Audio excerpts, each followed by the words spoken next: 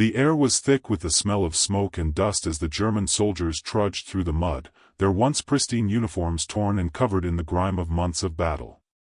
The sound of approaching artillery rumbled in the distance, shaking the very ground beneath their feet. The war, once a distant reality, now seemed like a nightmare they could not escape. For weeks, they had held their ground, fighting with everything they had left. But as April 1945 dragged on, something had begun to change. The American forces were no longer a distant threat on the horizon, they were everywhere, their forces growing stronger by the day. The Soviets were pushing from the east, closing in on their position. The realization was unavoidable, there was no way out. They had been told for years that victory was just around the corner, that the tide of war would turn in their favor. But the relentless advance of the Allied forces, the constant bombardment, and the unseen power of the American artillery left them with no illusions. Their hopes of victory were shattered, and with it, their resolve began to waver.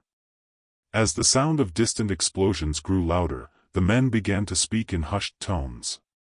"What now?" one soldier asked, his voice tinged with a mixture of fear and confusion. They had always been told that surrender was the ultimate disgrace, that to lay down their arms was to betray their country. But now, the thought of continuing the fight, only to be buried beneath the rubble of their own destroyed cities, seemed even more disgraceful. The soldiers had been taught to fight to the death, to hold their ground no matter the cost. But the battle was different now. They were no longer fighting for victory. They were fighting for survival. And survival was becoming a distant hope. It was during one particularly long, sleepless night in a shattered village that the first whispers of surrender began to spread. They huddled together, their faces pale and exhausted, eyes red from lack of sleep.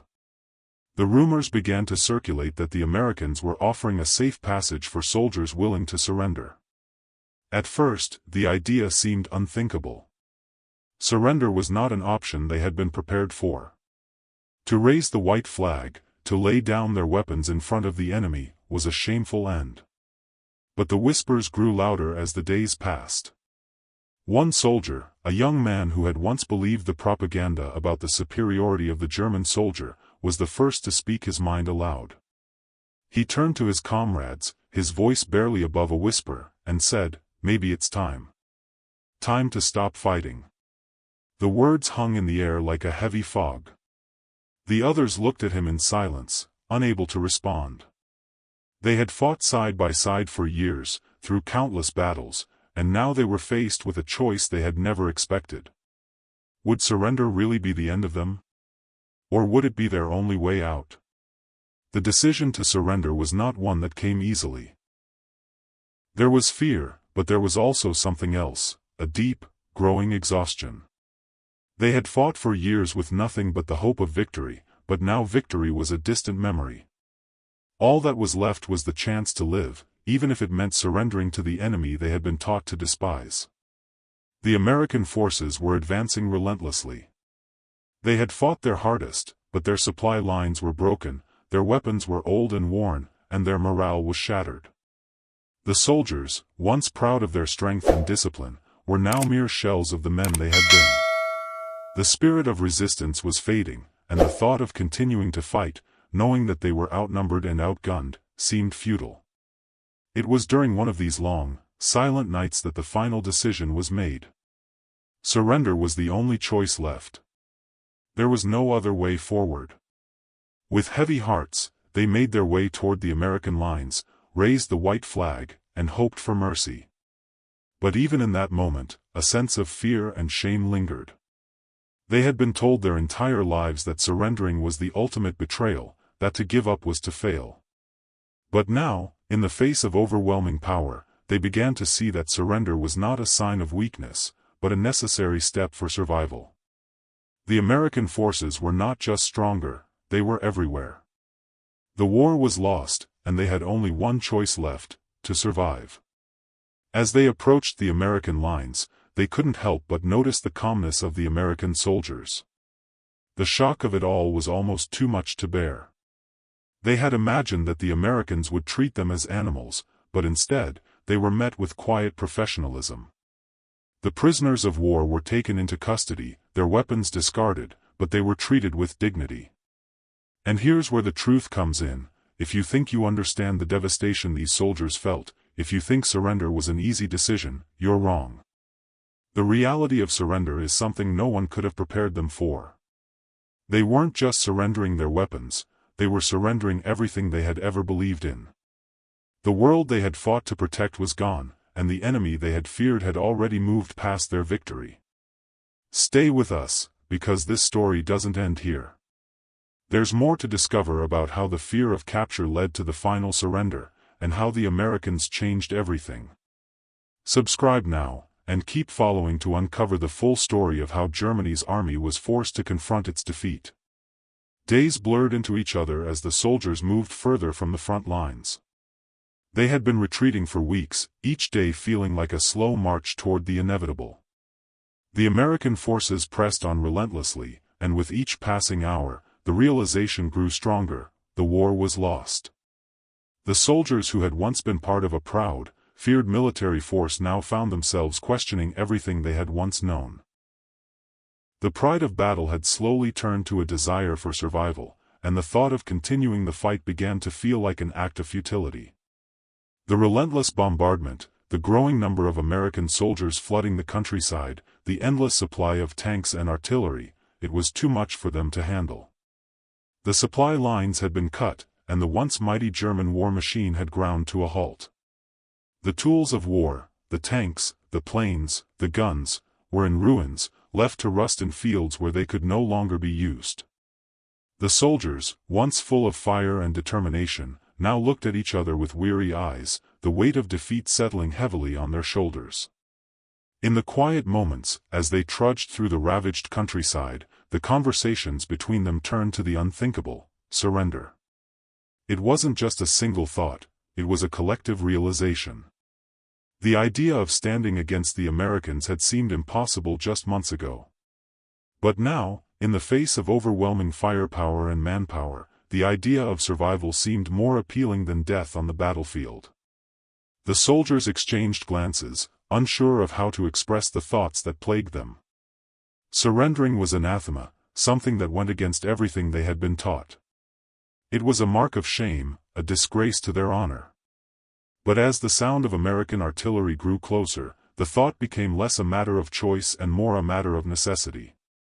One soldier, a mechanic who had worked on the German war machines, turned to his comrades as they rested in a muddy field. His face was haggard, eyes wide with exhaustion. He had spent the last few months seeing the futility of it all. "How long can we keep running?" he asked, his voice hoarse. He wasn't speaking just for himself, the question echoed in the minds of all the men around him.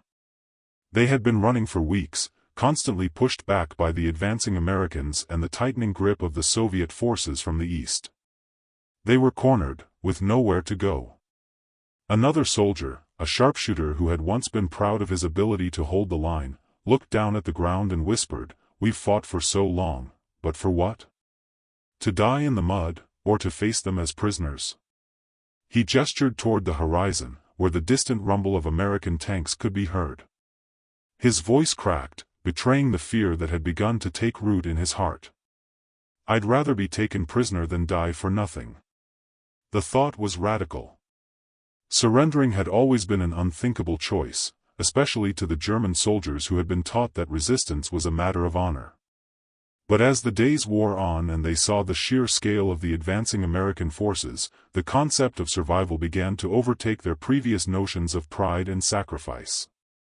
The realization came in waves, like a cold wind that swept through the ranks.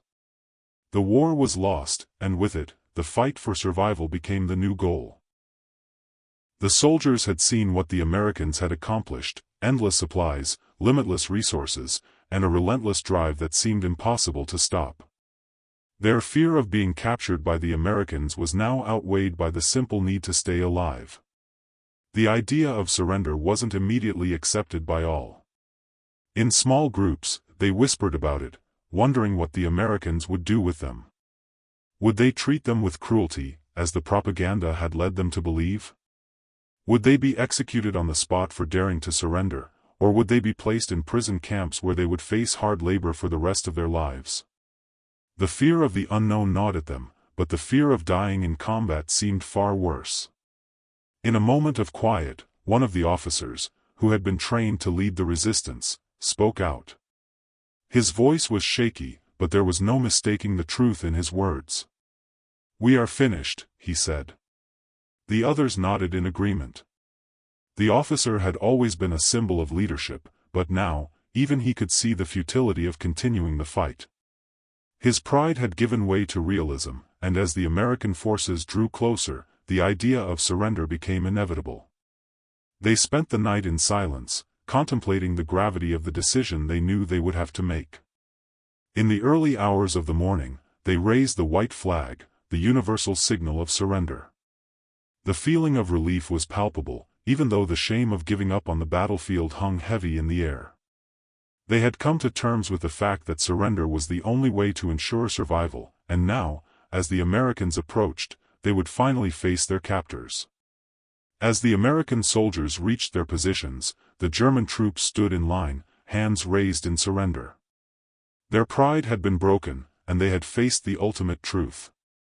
The reality was simple: survival was more important than honor, and in the end, the need to live far outweighed the desire to die in a battle they could no longer win.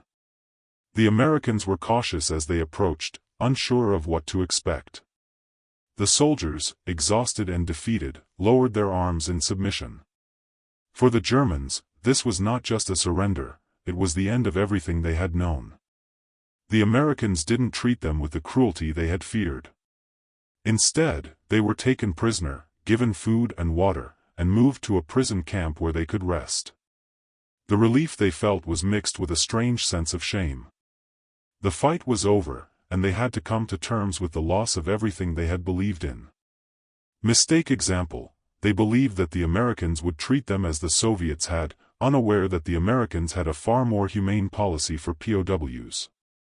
Stay with us to understand how the desperation of the surrender unfolds and how it completely changes the minds of those who once believed they were the superior force. Subscribe now to see how the psychology of defeat shifted not just the outcome of the war but the future of the soldiers who surrendered to the Americans. The surrender was no longer a thought or a whispered hope. It was now a decision, one that carried the weight of years of resistance. The soldiers, who had once believed that surrendering was the ultimate disgrace, had come to understand that survival was more important than honor. The American forces were closing in, and defeat was no longer a distant possibility. It was a reality they could no longer ignore. The first offer of surrender was not a grand negotiation or a well-planned strategy. It was simply a gesture, a single man, a lieutenant, walking forward with a white flag. He raised it high, a symbol of desperation. Behind him, a handful of soldiers hesitated, their faces drawn with exhaustion. The man had no illusions about the danger of walking toward the enemy. In fact, there was a very real fear that the Americans would see the white flag as a trap and open fire. But the moment of choice had arrived. He was no longer sure that there was anything left to fight for. The war was over for them. The Americans, who had been advancing at a steady pace, were as stunned as the Germans had been. No one had expected the German forces to offer surrender so openly. Surrender had been the last card they expected to see, and yet there it was, in front of them. For a moment, the advance came to a halt. The American soldiers looked at each other, uncertain about what to do. The rules of war were clear when it came to fighting, but surrender was a different matter altogether. There was no immediate response. The soldiers were cautious, waiting for orders. "It's a trap," one soldier muttered, eyeing the Germans from a distance. "They're trying to get us to lower our guard." The suspicion hung in the air, as the American soldiers had been raised on the belief that their enemies would fight to the death, never showing signs of weakness. But the Americans were not just soldiers, they were soldiers of a system, a country that valued rules of engagement and the Geneva Conventions. As the moments passed, the commander of the American division, Colonel James, stepped forward. He had seen his fair share of surrenders during the war, but something about this felt different. There was a deep sense of exhaustion in the air. The Germans weren't coming at them with guns raised, ready to fight for a hopeless cause. They were coming as defeated men, their bodies worn down by years of war. The colonel paused, looking back at the lines of his own soldiers. "Let them through," he ordered, his voice steady.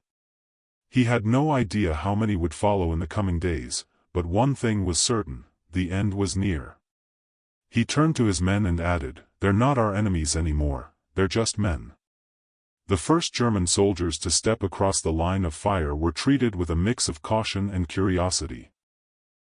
The Americans didn't rush them or shout commands. They moved with precision and discipline, and as the Germans approached, they saw something unexpected. The Americans were not monsters, they weren't the cruel, bloodthirsty invaders they had been taught to fear. Instead, they were soldiers who, though weary from war, looked at them as fellow men caught in the same relentless tide of conflict. At first, the Germans thought the Americans would force them to the ground, chain them, or treat them with brutality. The rumors about American prisons had painted a grim picture, one that told of grueling labor, mistreatment, and torture. But the reality of American POW treatment was far different. While there was no red carpet rolled out for the Germans, the Americans did not treat them with the same level of aggression they had been conditioned to expect. They were provided with food and water, and though the prison camps would eventually be set up, there was no immediate rush to subjugate them. As they were taken into custody, the German soldiers were not immediately placed in chains or herded like cattle. Instead, they were treated like men who had simply reached the end of a long, terrible journey. The cold shock of surrender slowly gave way to something else: relief. It was a small mercy, but it was enough. One of the soldiers, a young man who had been drafted into the army years earlier, looked at the American officer and felt a wave of relief wash over him. The harsh conditions of war had worn him down, and the thought of facing the enemy without a weapon, without the need to hide in trenches, was almost a relief he could barely comprehend.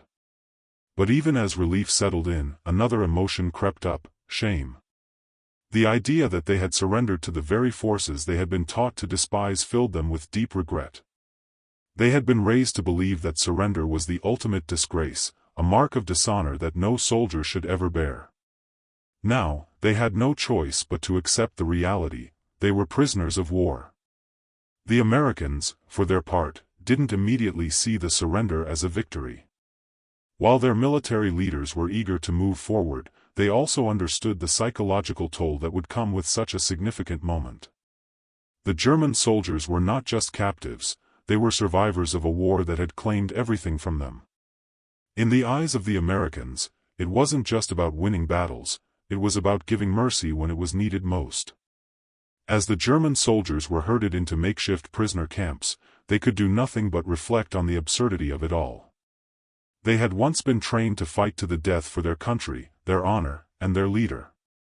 But now, as they stood in the custody of the Americans, the battle was over. They had survived, but the cost of survival was high. They had lost everything. And here's the truth.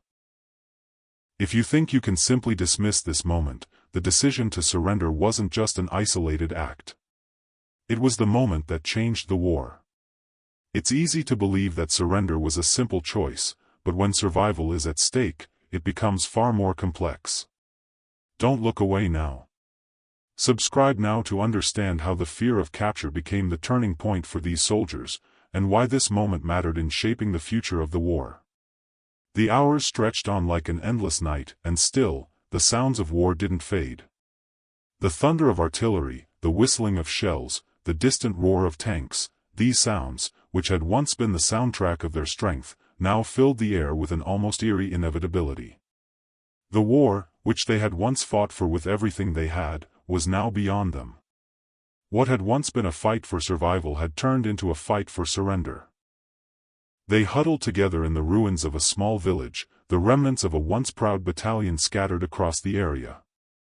The soldiers had lost their sense of purpose, their sense of identity. The battlefield was no longer about honor, it was about endurance, and they were exhausted. The thought of continuing to fight, of facing the American forces head-on, had begun to feel impossible.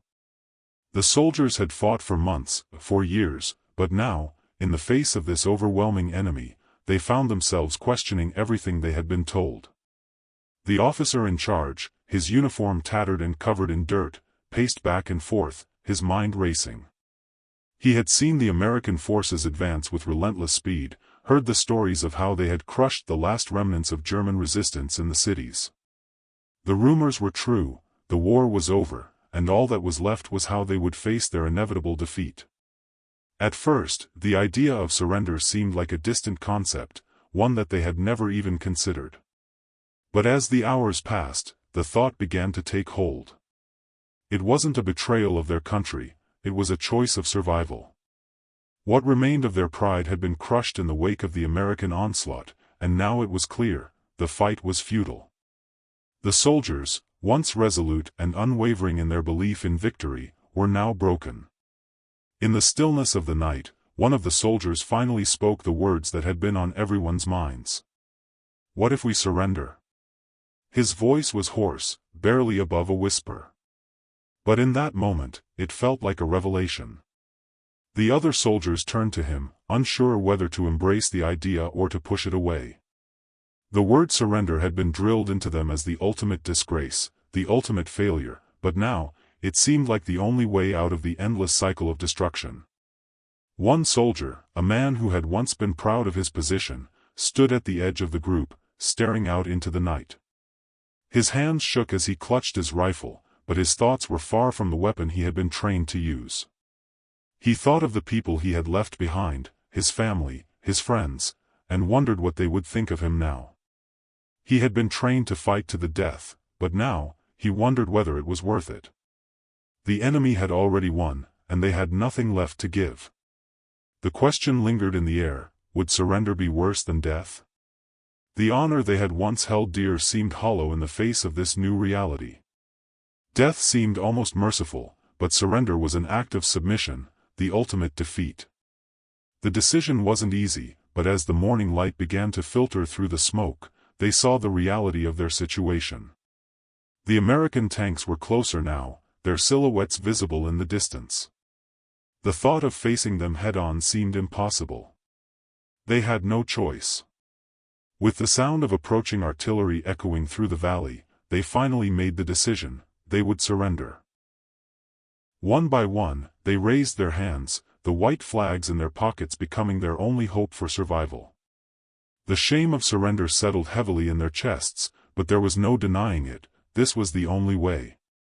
The weight of the decision was like a stone in their stomachs, but they had come to the understanding that surrender was not just a desperate choice, it was their only choice. The moment they raised their white flags, the tension in the air seemed to dissipate. They had expected the Americans to immediately advance, to come rushing in with weapons raised. But instead, they saw something they had not expected at all, restraint. The Americans did not attack. They did not scream or threaten. They simply stood, watching, their weapons lowered. There was no immediate violence, no instant retaliation. The realization that their enemy was not like the others set in. The soldiers, once so sure that they would be slaughtered for surrendering, now felt an unfamiliar sense of relief. There was no brutality in the air. Instead, there was an eerie sense of calm. The Americans, for reasons the Germans could not fathom, seemed to take their surrender without a fight. For a moment, they felt like they had entered a new world, a world where their humanity still held value, even after everything had crumbled. But even as they stood there, hands raised, the question remained, what would happen next? The shame of surrender still burned deep within them. But they couldn't turn back. The reality of the war's end had settled upon them. Victory was not possible. And here's the truth, if you think surrender was an easy decision, think again. It was the hardest choice they ever had to make. The shame, the fear, the humiliation, it wasn't just about losing the battle, it was about losing their identity, their pride, their reason for fighting. This moment would haunt them for the rest of their lives. If you think you've understood the complexities of surrender, you're wrong. The truth is far deeper. Subscribe now to see how the psychology of war, the grip of desperation, and the complex emotions of surrender completely altered the course of these soldiers' lives. The journey into captivity was not what they had imagined. Surrendering had been their only choice for survival, but nothing could have prepared them for what came next, the cold, indifferent hand of captivity. As they were marched toward the American lines, the emotions that ran through them were as complex as the situation they now faced. Relief and fear, shame and hope, these were the feelings that tugged at their hearts. The Americans who took them into custody were professional, efficient, and remarkably calm. There was no shouting, no scorn, just an ordered process that moved them from one stage of captivity to the next.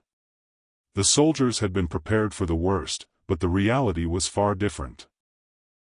They had heard stories of brutal American prison camps, of torture and forced labor, but the treatment they received was almost civilized, something they had never imagined from their enemies.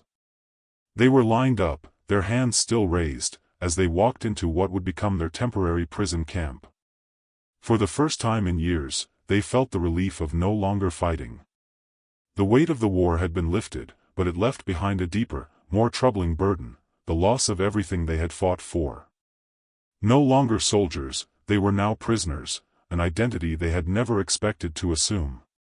Once inside the camp, the soldiers were given food, real food, not the scraps they had been scavenging for months. There was bread, water, and vegetables, all the things they had gone without in the final months of battle. The sudden shift from starvation to plenty was disorienting.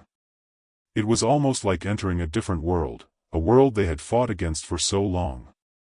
"This isn't how I imagined it," one of the soldiers muttered, sitting down on the ground, his eyes scanning the camp. The others nodded. They had expected the Americans to treat them with the same brutality they had been taught to expect from their enemies. But instead, they were given food, water, and a place to rest. It felt like a strange, almost surreal experience, a momentary peace that belied the brutality of the war that had brought them here. But there was no escaping the truth of their situation. They had surrendered, and now they were prisoners. The idea of being captured was something none of them had prepared for. They had been told that surrender was the ultimate disgrace, a failure of character, a loss of honor. But in the face of the American forces, surrender had become their only choice. And now, they had to live with the consequences. In the days that followed, the prisoners reflected on their decision to surrender. For many of them, it was a decision that shattered their understanding of themselves. The loss of pride, the loss of honor, left them questioning everything they had fought for. They had been raised to believe that their loyalty to the Third Reich was paramount, that it was everything. But now, in captivity, they were forced to confront the painful truth: they had been wrong. Their beliefs had been misguided. Their faith in their cause had led them to a dead end. Some of the soldiers, though physically exhausted, began to see that their survival had come at the cost of their ideals. They had fought for a cause that was already lost, and now, in the quiet moments of reflection, they had to reconcile with the shame they felt. But even as they faced this reality, a new emotion began to surface: hope. The prison camps were not places of unrelenting torment. They were places where, despite the loss of everything, the soldiers could rest. They could sleep without the fear of death hanging over them every moment. For the first time in years, their bodies were allowed to heal. The emotional wounds, though, would take longer to mend. One of the soldiers, who had been a tank commander on the front lines, sat alone at the edge of the camp, staring at the barbed wire that separated him from the outside world. The American soldiers who had captured them were just beyond the fences, their faces unfamiliar but not hostile. The man had once believed in the power of German engineering, the might of the Third Reich, and the strength of his comrades. But now, in the midst of this unfamiliar peace, he realized something that had eluded him for years: the war was not about victory, it was about survival. "What have we done?" he thought quietly, his hands trembling as he rubbed his fingers together. His once confident grip on life had been replaced with a sense of lost purpose. But now, as the days stretched on in captivity, he realized that survival was still something to be thankful for. It was more than he had hoped for when the surrender began. Despite the comforts they received in captivity, food, shelter, and rest, the reality of their defeat was something they could not escape. The soldiers had been broken by the war, their sense of pride, their sense of self, shattered beyond repair. The once great German military machine had crumbled, and with it, their understanding of the world. But there was still a strange sense of dignity that emerged from the rubble of defeat. They were alive. The brutalities of battle, the fear of death, had been replaced with something new, a strange form of peace. And in that peace, they found a faint glimmer of hope for a future that wasn't defined by war and death. As they sat in the camps, the soldiers reflected on what their lives would be like after the war. They had been trained to fight, but now they were forced to learn how to live in a world that had changed. The war had ended, but the process of rebuilding their lives had just begun. Many of them had lost everything, homes, families, countries. But they were still alive. And in that unexpected survival, they found a new kind of hope. And here's the truth, if you think survival was the easy part, think again. The process of surrender wasn't just about giving up, it was about redefining what it meant to be human. In captivity, they were forced to confront the shame of their actions and the loss of everything they had believed in. But in that loss, they found a strange form of peace. If you think surrender was the end, stay tuned. The real journey of survival begins now. Subscribe now to see how the consequences of surrender reshape not just the soldiers' futures, but the course of history. As the days passed in the prison camp, they began to feel the weight of their decision settle into their bones. The surrender, once a distant thought, was now a constant reality. In the beginning, survival had been the immediate priority, and the relief of being alive after the constant threat of battle was almost too much to comprehend. But as the weeks passed, the immediate shock of captivity gave way to a deeper, more profound feeling, shame.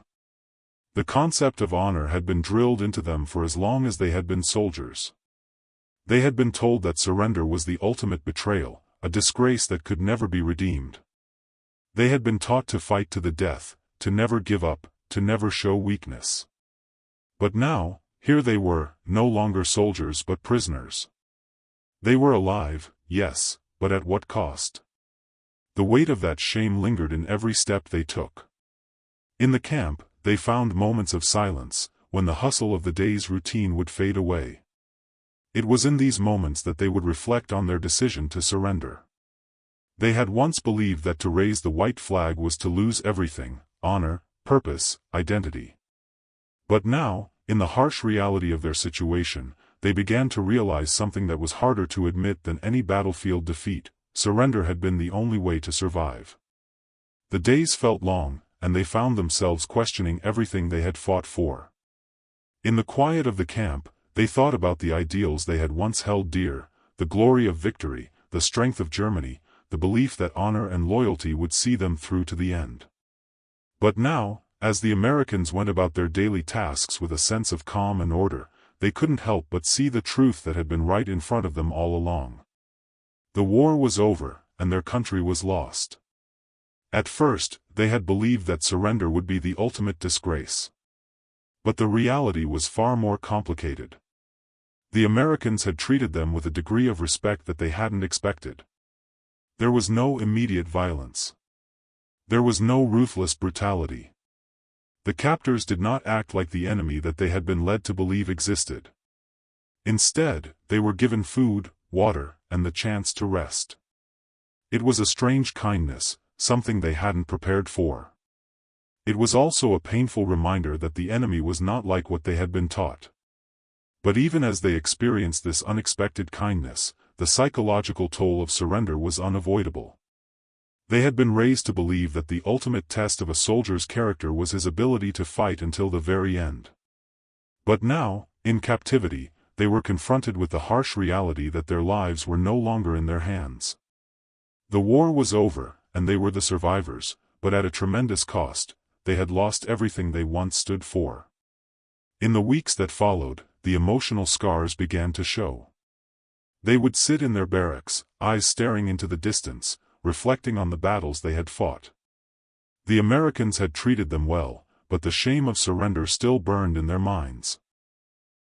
They had been taught that giving up was the ultimate failure, the final step to disgrace. But now, in the silence of their captivity, they were beginning to see that survival was the most important thing of all. Some of them found themselves reflecting on the choices that had led to their surrender. The decision to lay down their weapons and give up the fight had been difficult, but now that it was over, it seemed like the only logical choice. They had fought for months, for years, believing that victory was just around the corner. But the corner had never come, and the war had never been about victory, it had been about endurance. And endurance had run out. The once proud soldiers who had given their all for a cause that now seemed meaningless began to find that survival was the one thing they had left. They were alive, and that was more than they had dared to hope for. But the emotional weight of surrender had left deep scars. The thought of returning to Germany, to face a home that had been ravaged by war, seemed like an impossible task. They would have to rebuild their lives, but the foundation had crumbled beneath them. For those who had once believed in the righteousness of their cause, the loss of honor was devastating. But in the quiet of the camp, as the days passed slowly, they began to understand that survival was its own form of victory. They had made the choice to live, even if it meant giving up everything else. And as they sat together, reflecting on their choices, a new truth began to take hold: there was no shame in survival. The shame had come from the war itself, from the choices they had made before the surrender. But now, in captivity, there was only the chance to begin again. And here's the truth: if you think that surrendering was the end of their journey, you're mistaken. Survival was just the beginning. They had lost the war, but they had gained a chance to rebuild their lives. And in the darkness of defeat, they began to see a glimmer of hope. It wasn't about victory or honor anymore. It was about the simple act of surviving, and in that survival, there was a new beginning. As the last remnants of the war faded into the past, the soldiers who had once filled the battlefields found themselves in a new, foreign world. The war had been a constant, defining their every moment. Now, it was over. Surrender had been their only choice, but it was more than just an act of survival. It was a reckoning. They were not just prisoners of war, they were witnesses to their own defeat, and the world they had once known was crumbling. In the weeks that followed their surrender, the reality of their situation set in. The American prison camps were far from the hellish nightmares they had been led to expect. There were no torture chambers, no brutal interrogations. Instead, they were treated with an efficiency and professionalism that left them both grateful and confused. It was difficult for them to reconcile the kindness they were shown with the propaganda they had been fed back home, which had painted the Americans as heartless invaders. The soldiers were given food, plentiful, filling, and nourishing. It was a luxury they had not known in months. Their bodies, worn and battered from endless combat, began to feel the healing power of the basic sustenance they had been deprived of for so long. The Americans had not just defeated them on the battlefield, they had provided the means to rebuild, to recover, and to face the future. But for all the physical care, the psychological toll of surrender was not so easily healed. They had fought for so long, clinging to the belief that their cause was just. Now, with that belief shattered, they faced the painful reality that their very identity had been torn apart. Their entire sense of self had been rooted in resistance, in fighting for a cause they had now seen was doomed. Survival in captivity meant more than just living. It meant redefining everything they had once known. The soldiers who had once fought with fierce loyalty to the Third Reich now faced a world that no longer recognized their cause, no longer embraced their loyalties. Germany had lost, and in that loss, they had lost their place in the world. What now? That question echoed in the minds of every soldier in the camp. What was left when everything they had fought for was now gone? The men who had once fought with pride in their uniforms, with a sense of duty to their country, were now just survivors, prisoners in a foreign land, struggling to come to terms with their new lives. The camaraderie that had existed among them as soldiers began to shift into something different. They were no longer comrades in arms, they were just men, struggling to live in a world that had no place for them. In the prison camp, the days were long, but they passed with a strange kind of peace. They were no longer fighting, they were no longer soldiers. But what were they now? The idea of returning to Germany was unsettling. Germany was no longer the proud nation it had once been. It had been torn apart, its cities reduced to rubble. Even if they returned home, what would they return to? A home, yes, but a home filled with the scars of war, with the shattered remnants of everything they had once believed in. Some of them began to discuss their future. What would they do once the war was over and they were allowed to leave the camp? Would they return to their families? Would they return to the life they had known, or would they be marked forever by the war they had fought and the defeat they had faced? For many, the reality of post-war Germany was a world of uncertainty. The nation was broken, and those who had fought in the war could no longer return to the lives they had once known. The shame of surrender would follow them forever, but it was the reality of defeat that would shape the rest of their lives. They would never again wear the uniforms they had worn in battle. They would never again march under the banner of the Third Reich. They had been defeated, and they were left to pick up the pieces of their broken identities. In the quiet moments, as they sat in their barracks, some soldiers reflected on the American system. They had come to see the Americans not as the ruthless enemy they had once imagined, but as a nation that had built itself not just on military might, but on production, on systems, on the ability to build an unbeatable machine of war. The soldiers who had fought against the American war machine could now see the true power of their enemies. The machines that had rolled across the European battlefield, tanks, planes, trucks, were not just made of metal and steel. They were part of a system that never stopped, a system that allowed the Americans to produce more, faster, and better than the Germans ever could. As the weeks passed, they began to reflect on the impact of surrender. It had been a necessary choice, and though it had cost them their honor, it had also allowed them to survive. In the harshest sense, survival was the most important thing in a world that had been turned upside down. And while the soldiers in captivity might never be able to repair the damage done to their pride, they began to see that their survival had granted them a second chance. In the final moments of reflection, as they sat together on the edges of the camp, they began to accept that their surrender had been more than a loss, it had been the beginning of something new. A new life, a new world, and a new future. They had given up their old selves, but in doing so, they had preserved their lives. And here's the truth, surrender wasn't just about losing the war, it was about learning to survive in a world that had changed forever. If you think you understand the impact of their decision, you're missing the deeper truth. They didn't just lose a war, they lost everything. But in that loss, they found something else, the chance to rebuild. Stay with us and subscribe now to understand how surrender reshaped their futures and how America's victory marked the dawn of a new world for them.